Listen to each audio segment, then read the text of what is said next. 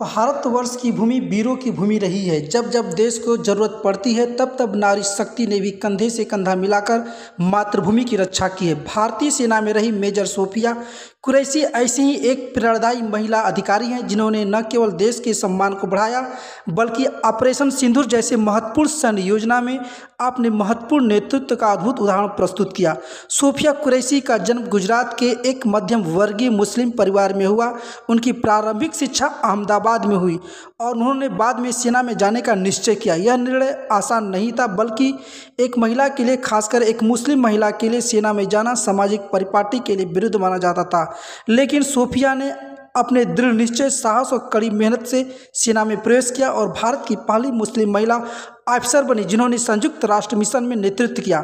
Sophia Qureshi सेना की signal corps में अधिकारी थी। संचार, रणनीति और समन्वय के क्षेत्र में उनकी विशेषज्ञता ने उन्हें कई महत्वपूर्ण ऑपरेशनों में अग्रणी भूमिका दिलाई।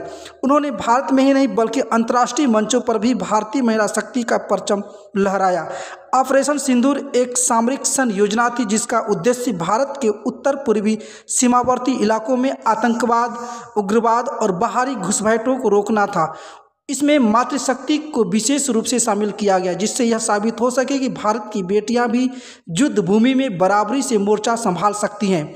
ऑपरेशन सिंदूर का नाम सिंदूर प्रतीकात्मक रूप से चुना गया था। यह भारतीय स्त्री के सम्मान, त्याग और शक्ति का प्रतीक है। इस ऑपरेशन में महिलाओं की भागीदारी ने यह दर्शाया कि भारत की मातृशक्ति केवल घर की चार दीवारी तक सीमित नहीं बल्कि राष्ट्र की रक्षा में अग्रणी भूमिका निभा सकती है।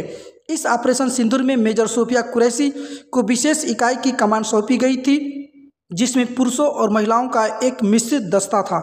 उन्होंने असम, मणिपुर, नागालैंड जैसे संवेदनशील क्षेत्रों में आतंकवाद विरोधी अभियानों का संचालन किया। उन्होंने न केवल सैनिकों का नेतृत्व किया बल्कि स्थानीय लोगों में विश्वास और सहयोग की भावना भी जागृत की। उनकी नेतृत्व शैली में कठोर अनुशासन के साथ मानवीय संवेदना का अद्भुत समन्वय था जिससे उनकी टीम में एक विशेष प्रकार की देशभक्ति और समर्पण की भावना उत्पन्न हुई। उनके नेतृत्व में कई आतंकवादी ठिकानों को ध्वस्त किया गया। सीमावर्ती गांव में अस्थायी शांति बहाल की गई। महिला सैनिकों की क्षमता और रणनीति योग्यता को सिद्ध किया गया। स्थानीय महिलाओं को सेना में शामिल किया गया। सोफिया कुरैशी के नेतृत्व में यह सिद्ध हुआ कि रणनीति केवल हथियारों की ताकत पर नहीं बल्कि नेतृत्व, साहस और नैतिक दृढ़ता भी उसकी दृढ़ होती है। मेजर सोफिया कुरैशी के विचार में देशभक्ति केवल एक भावना नहीं बल्कि एक कर्तव्य है। उन्होंने इंटरव्यू में कहा था कि जब मैं वर्दी पहनती हूँ तब मेरा मजहब केवल भारत होता है। देश की रक्षा मेरा धर्म, मेरी पूजा और मेरा जीवन